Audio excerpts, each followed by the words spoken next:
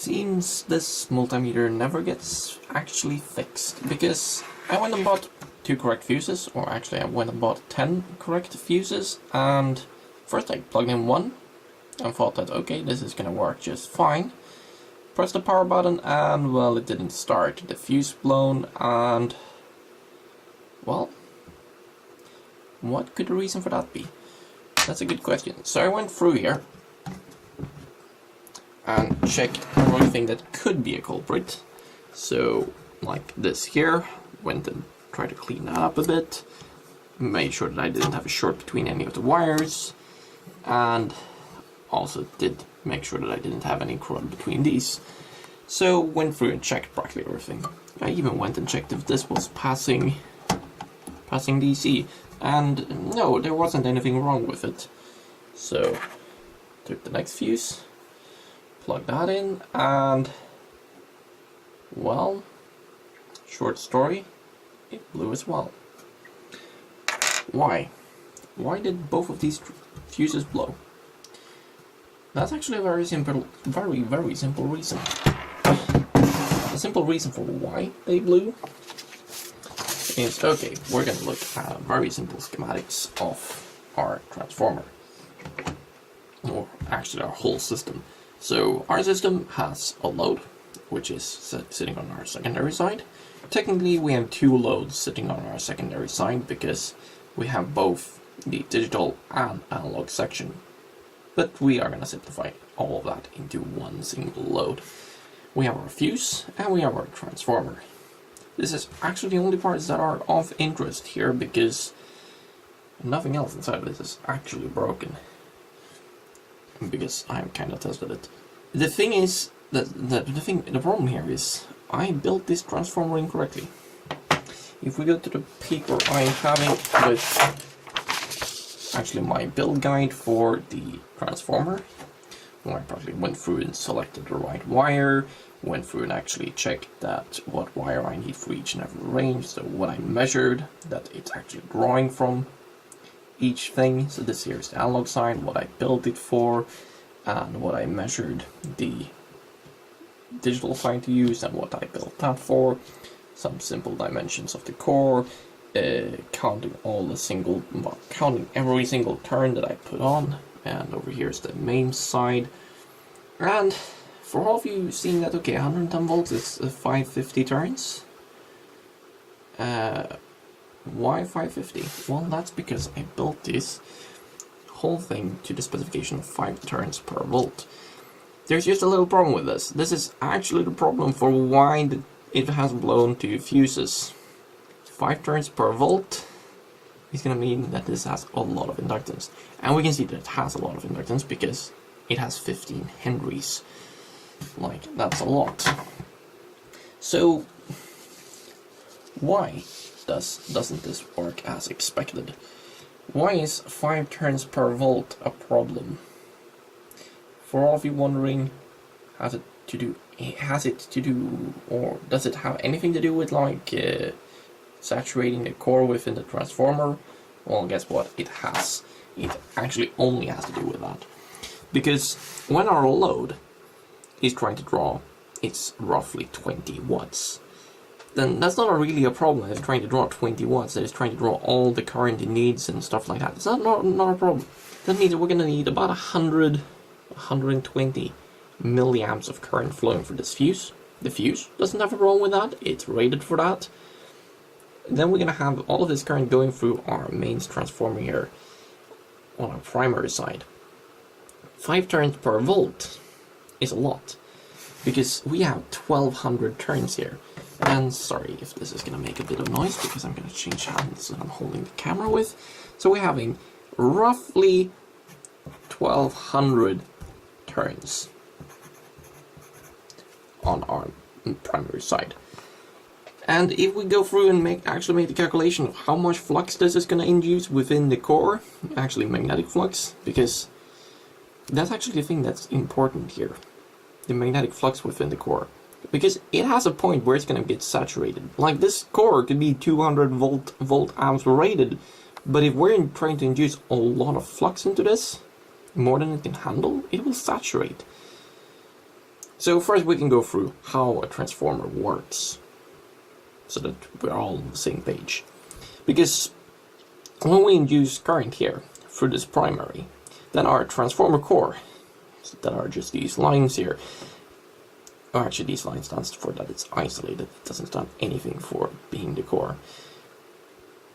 Yeah, I'm not gonna lie to you here, but so practically when we induce this current through this, or when we put current through our inductor, what's gonna happen? Well, one very silly thing is gonna happen. We're gonna build up a magnetic field within this coil, and our core will be trying to make a magnetic field to stop our current from flowing through this. It will induce an equal and opposite force with magnetism. Quite simple. But the thing is, this here, on this side, is far lower impedance, and it's sitting on the same core, so our magnetic field, instead of trying to stop this, it will start pushing electrons on this side. And that's how a transformer works. It will start to get pushing these on this side and pushing them through our load. As long as our load has lower impedance than this, as long as this is pushing harder than our load is pulling, then we're gonna transfer power over this. Except we're gonna start building up a magnetic field inside of this core that's just gonna get larger and larger and larger and larger, unless we swap over the polarity here, and that's why we need AC. So if we're just feeding this with DC, then eventually the magnetic field is going to get so large that our core can't handle that anymore, and that we call saturation. What happens when it saturates? Well, we're going to draw it down here. We're going to draw what happens when you saturate a core. It's actually quite easy, because when you saturate the core, we're going to draw a waveform here. So we're going to have a line like that and one line like this. So we are pushing in this voltage up here. We're going to say that we're pulling in just constant DC, so this is 12 volts. Very simple. Then we're going to have our current down here through inductance, because a transformer is technically just an inductor with multiple windings on it. So inductance is going to mean that this is going to, the current is slowly going to ramp up until it reaches a point, that's its saturation point. And then what happens with the current? Oh, actually this isn't current, this is magnetic flux, sorry. So we're going to have our magnetic flux, it's going to build up until it reaches its saturation point, where it's just going to plane out. So this is the magnetic flux, which I'm just going to call MF. I don't know if it's called MF on the market. It probably might not be. Who cares? The slope of this is going to induce, but it's going to tell us how much current we're having. So that's just going to be a constant line until it reaches that point of saturation, where it's just going to die. So this here is our current, which is an I.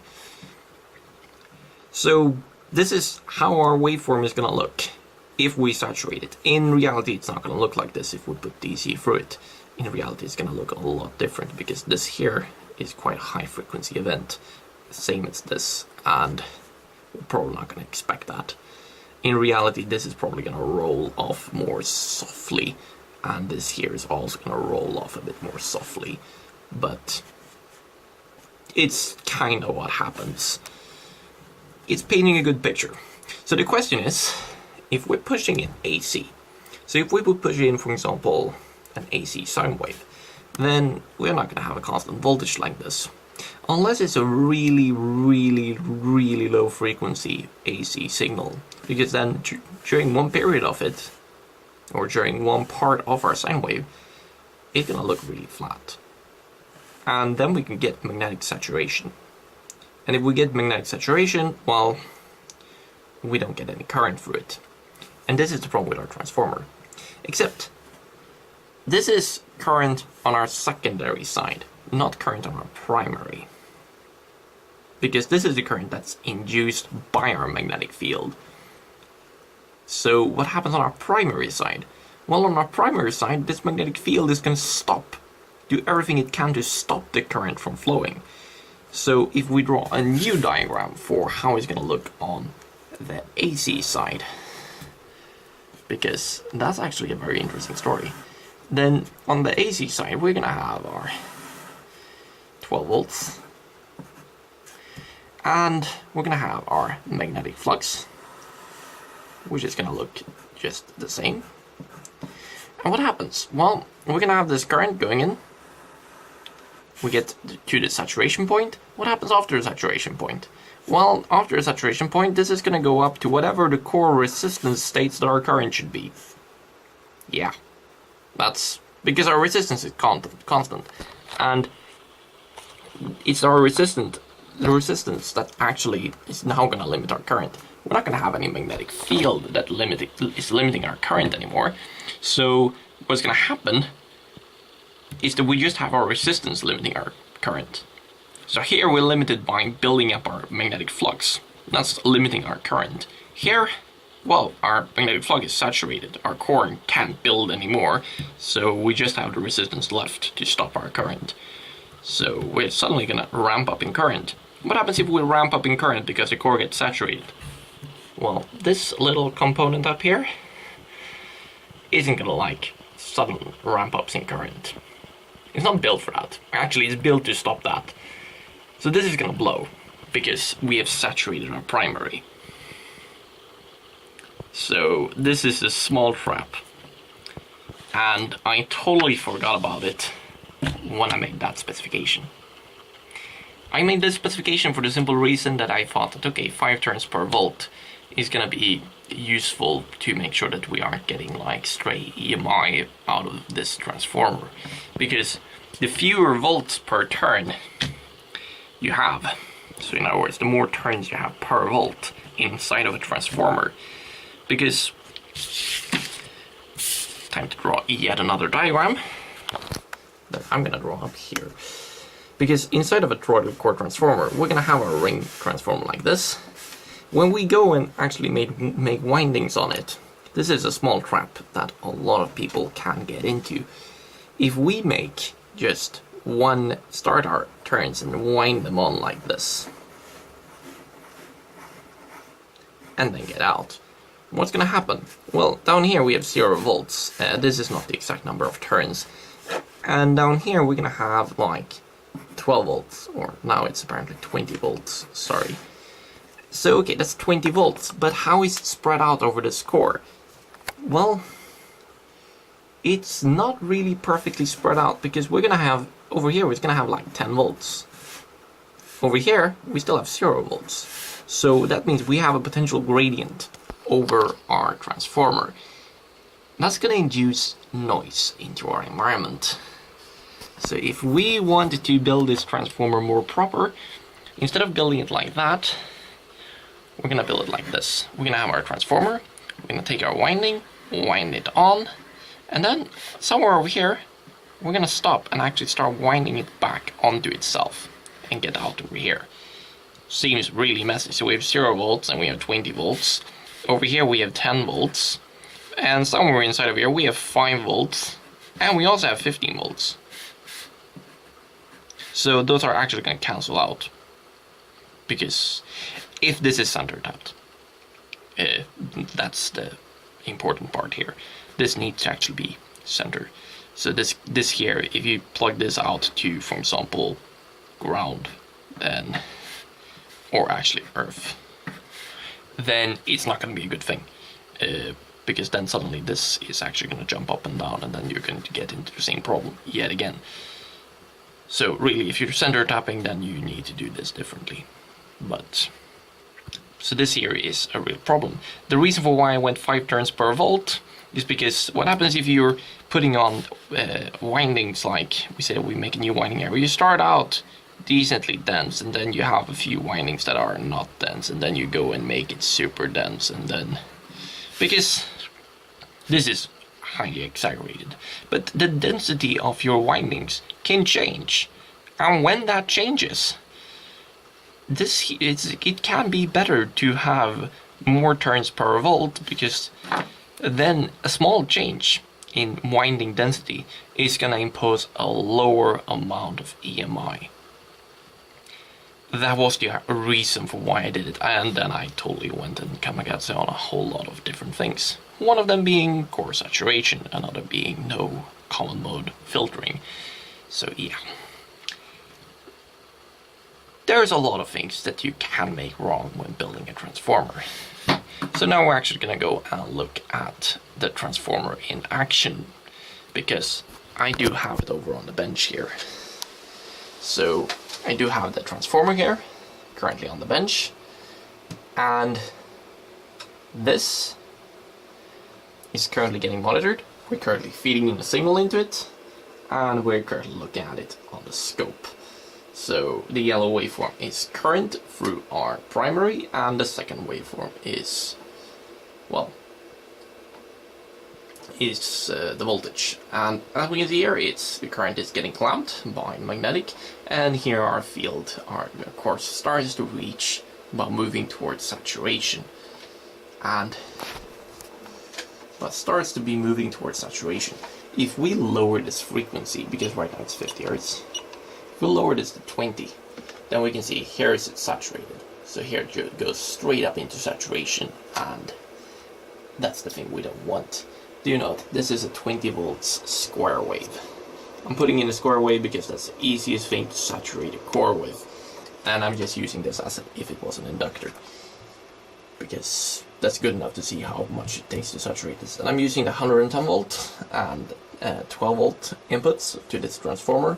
And well, we can saturate it with a 20 Hertz, 20 volt peak to peak the square wave.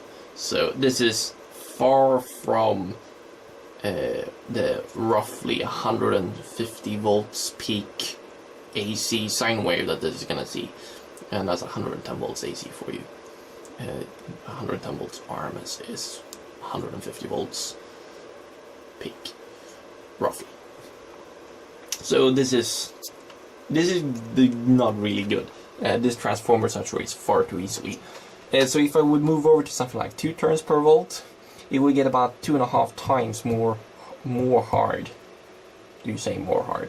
But it's gonna get like at least twice as hard to saturate this core, which is good, because then I could, but then it's not gonna look like that at 20 Hertz. So this here, if we move up to 30 Hertz, it's still saturating. That's 40, and this is 50. No, wait, I'm totally looking at this. There we have it. So 10 Hertz it's saturating, 20 it's saturating, 30 it's not really saturating, and 40 it's not saturating, and same with 50. So it's the yellow waveform. Here we can see that the yellow waveform peaks up here, and it's saturating. It flattens out there at the top.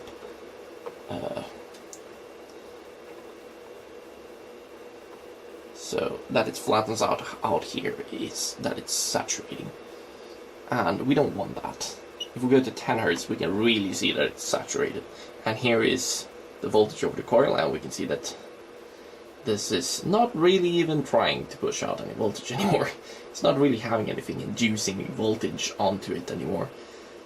So yeah, because this is the voltage over, and here it's trying to induce voltage onto the primary. And here it's not anymore because the magnetic field has collapsed, because it's saturated. Or the change in magnetic field doesn't happen anymore, and therefore it does not induce any more voltage. Yeah. So these things are really, really fun. But this is 10 Hertz. Already at 30 Hertz this kind of works. 40 Hertz it's good. 50 Hertz it's good. But we're using just a square wave at 20 volts. This is far from mains, and the signal generator is also quite horrid, but it's good enough. This is really actually quite good, but I would like it to go out to like 40 volts, because then I could get a better measurement. But as we can see at 50 Hz, yeah, this is not too promising. If we move up to 60 Hz, then it becomes even more promising, but really it is going to become harder and harder to saturate this at higher and higher frequencies. But the thing is, we could take this and we're gonna move this wire. This here is the second channel, so the blue channel on the oscilloscope, and this here is the single generator. So we're gonna move this from the 110 volt tap to the 240 volt tap. And yet again, we've come to the problem of trying to handle alligator clips one-handedly. So that is the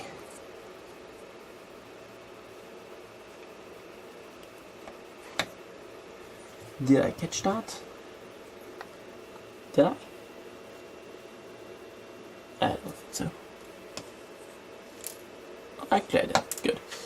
And then we're gonna make sure that none of these other ones are shorted, because if they are, they're gonna load down the transformer like hell. And we can see that with the 20 Hertz, which we were just slightly loading it down, slightly putting it in saturation, we can see that we're putting it into saturation yet again, which is kind of expected. But now if we move to 30 Hertz, it has collapsed. Interesting. So okay, it collapses. That's probably has to do with that this is like 15 henries and that it's quite high frequencies. So, but really higher inductance is gonna make it easier for the magnetic field to collapse. Or not collapse, it's gonna make it easier to saturate the core. So, but it's kind of simple. So that this is the problem I'm having with this, but with this transformer. It saturates, and because I built it incorrectly. So what I'm gonna do is I'm gonna build a new one from scratch. Yay!